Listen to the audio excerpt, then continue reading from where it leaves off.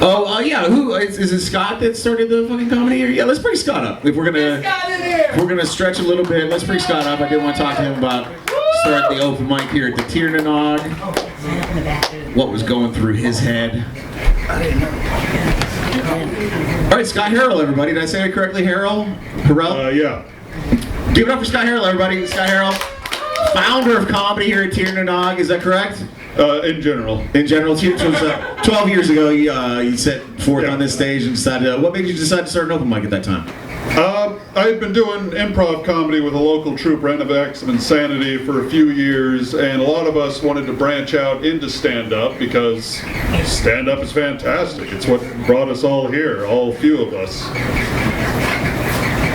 And okay, so, and was there anything going on in Daytona at that time, or there was just nothing going on? You were like, we literally have to create something out of nothing. There were a few things, but it was incredibly insular. It was the bonkers crowd, and they had themselves, and they were all older folks playing to an older crowd. There was nothing for younger people. And there's no open mic of it all for bonkers, really. You just either, you got to show up with a tight five or fuck off, basically, and also kind of have to know them anyway to get into a bonk. So that's not a place to grow and learn.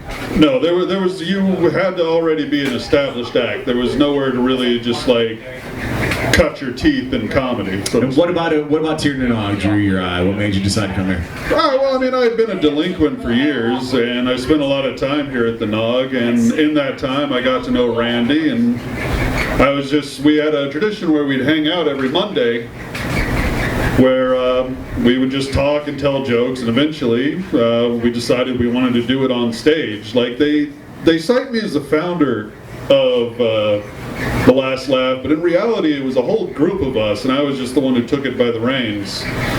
Initially it was called Stand Up for Nothing, because I wasn't going to pay anybody for it. I like that name, that's a good name.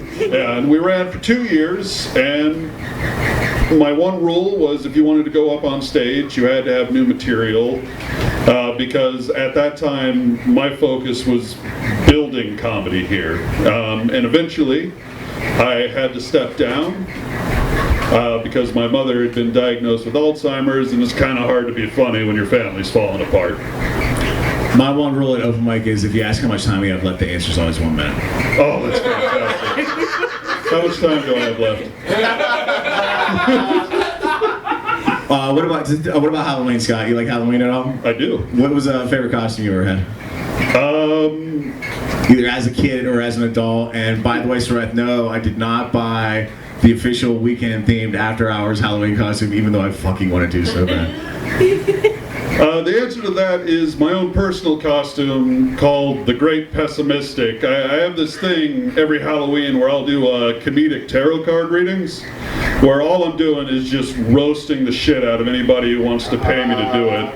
And I always give them incredibly bad fortunes, and it's pessimistic with like an M-Y-S-T-I-C at the end. Do you like a roast? I do. That's actually the other way we got started, was the improv troupe, whenever a member would leave, we'd do a roast for them. And that's where a lot of people really decided they wanted to do stand-up. Roasts are super fun. I'm writing for one right now, and I'm afraid I might be getting too mean. No. If you love the person you're roasting enough, you can never be too mean. That's the thing. But I like kind of this guy. If you don't know them, then good news. You don't care about their feelings. You know what, Scott? Thank you. You just freed me up a lot. I will apologize later to whomever I've just hurt with that. The other important thing about a roast for me is that the people have to want to be there, because Orlando had a moment where like everybody was moving away and everybody was getting a roast, and it was halfway into the roast of Ross Martin.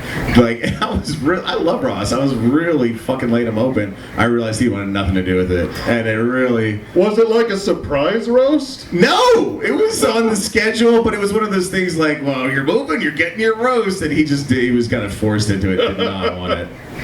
Scott, you ever seen a ghost or a UFO? You mean like romantically?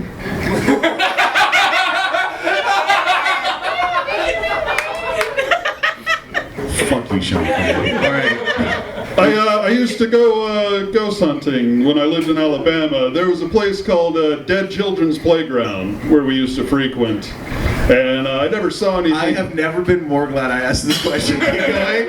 Well, I mean, any playground can be a dead children's playground if you put the work in. But there was this particular one in Huntsville where they decided, I don't know what godforsaken city planner put this together, but in Huntsville there's a huge cemetery. And then next to the cemetery is just this cliff. And up against the cliff is a fucking pit. And some city planner was like, yes, that's where children go. So they built a playground Here there. they shall play. And it's not where children play, it's where stoners go after it's dark.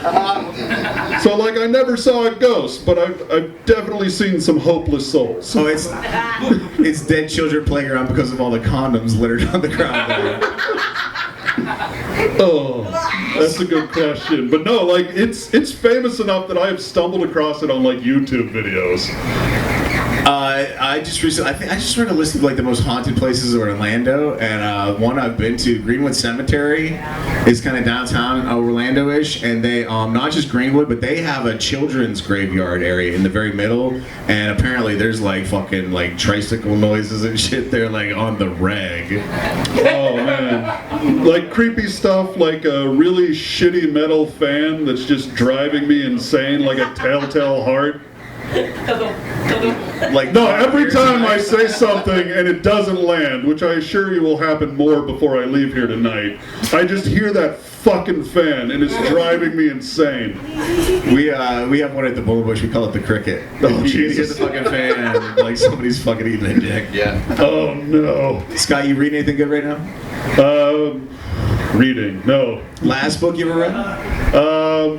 The last book I ever read was like a while ago, and that was like a book from the Dresden Files. So if you like detective stories that are about fucking wizards, I'm your guy. I love those books. Hell yeah.